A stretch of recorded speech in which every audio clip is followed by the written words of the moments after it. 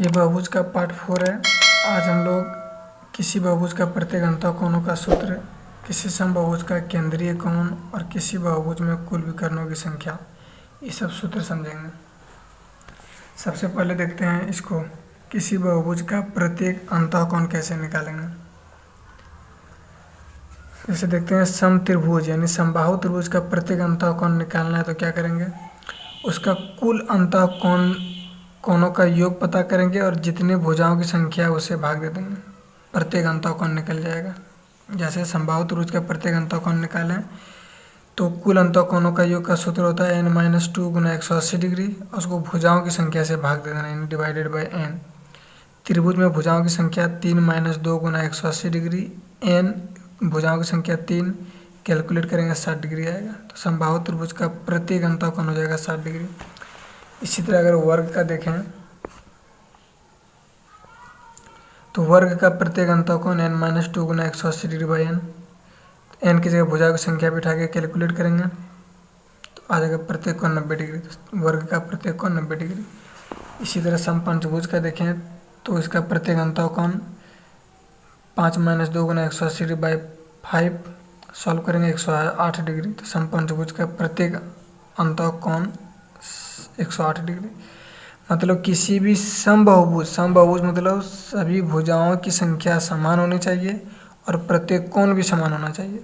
तो अगर समबाहुभुज का प्रत्येक अंतःकोण निकालना हो तो कुल अंतःकोणों का योग में भुजाओं की संख्या से भाग दे देनी है।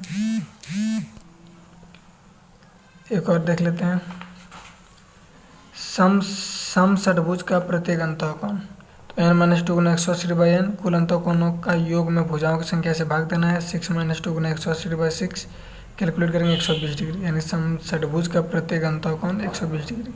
षट्भुज में भुजाओं की संख्या 6, इसीलिए n की जगह पर 6 बिठा के हल कर देना है। इसी प्रकार समसप्तभुज, समष्टिभुज, समनवभुज, समदशभुज का प्रत्येक अंतःकोण निकाल सकते हैं।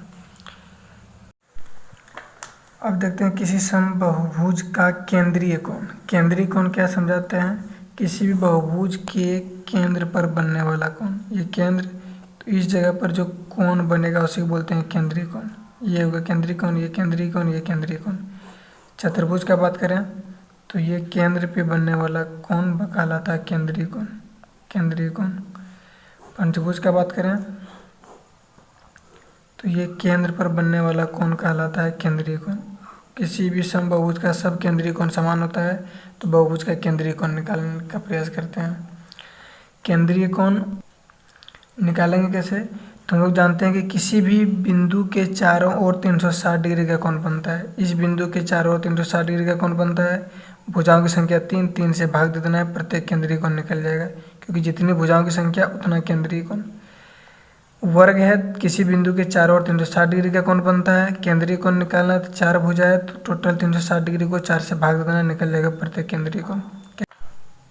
त्रिभुज का केंद्रीय कोण देखते हैं 360 degree by n। 360 degree n यानी भुजाओं की संख्या 3 बिठा देंगे 120 डिग्री, तो प्रत्येक केंद्रीय कोण निकल जाएगा 120 डिग्री। इसी तरह वर्ग का 360 बाई n 90 डिग्री, प्रत्येक केंद्रीय कोण 90 डिग्री। इसी तरह समपंचभुज का प्रत्येक केंद्रीय कोण 360 बाई n, भुजाओं की संख्या 5 से भाग देना 72 डिग्री। इसी तरह समषट्भुज का केंद्रीय कोण 360 बाई n 360 बाई 6, प्रत्येक केंद्रीय कोण 60 डिग्री।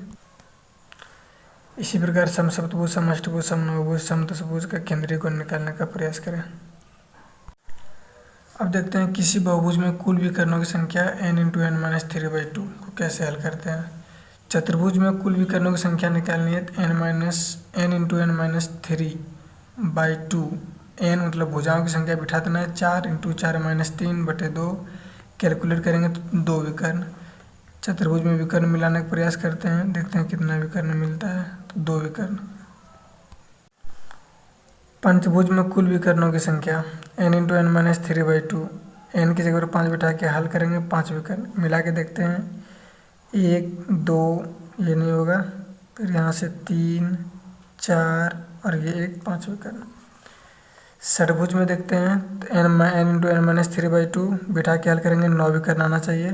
1 2 3, फिर यहाँ से 4 5 6, फिर यहाँ से 7 8 और फिर यहाँ से एक 9 विकर्ण।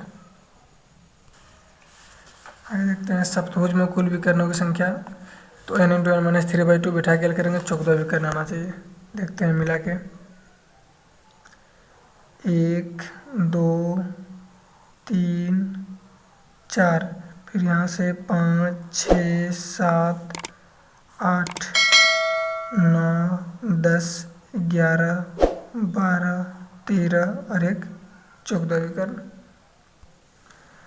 अष्टभुज में कुल विकर्णों की संख्या n इंटू एन माइनस 3/2 बिठा के हल करेंगे 20 विकर्ण।